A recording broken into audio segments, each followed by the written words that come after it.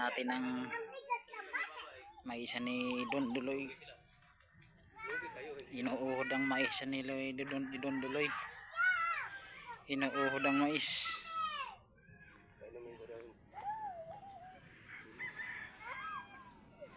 Ano kaya mabisang pangontra sa uhod nito, ano? Inuuhod ang mais.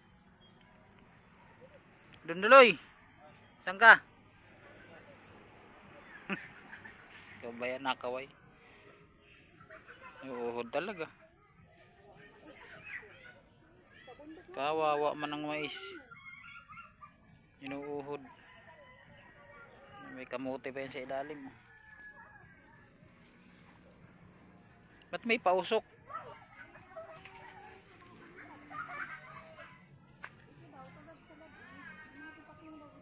Mayroon pa yan dyan sa kabila. Mayroon pa yan dyan sa kabila. May ano sa gabi? Tipaklong bagang. Uhod man ang nakain ito.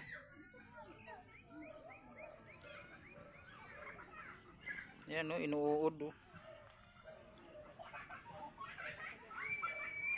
Ano kayang pangontra sa uhod mga idol? Pangontra sa uhod na sa mais. Yan. Malaki. Yan. Yan ang uhod. Ayo. Diba? Kunin natin. Yan pala ang uhod niyan.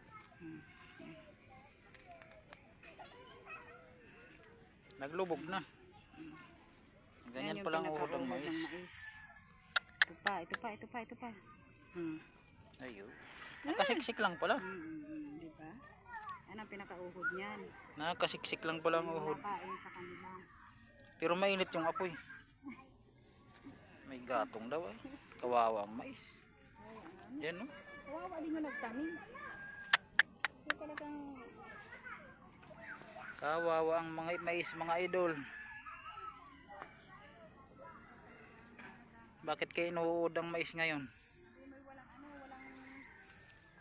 nagtanim, may walang maibili ng pag-spray at pang ano. Wala daw pambiling pang-spray yung may-ari eh.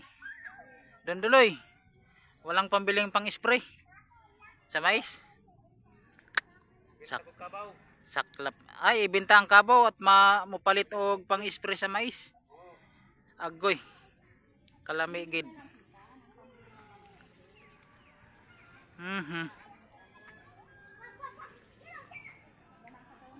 Yan mahirap pa pag yung inuuhod ang mais.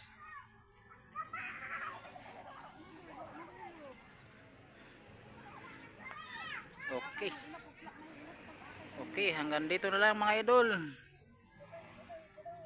Thank you. Ito maisa ni Duloy Birbo. Ganda ng mais ay, kaso inuuhod lang.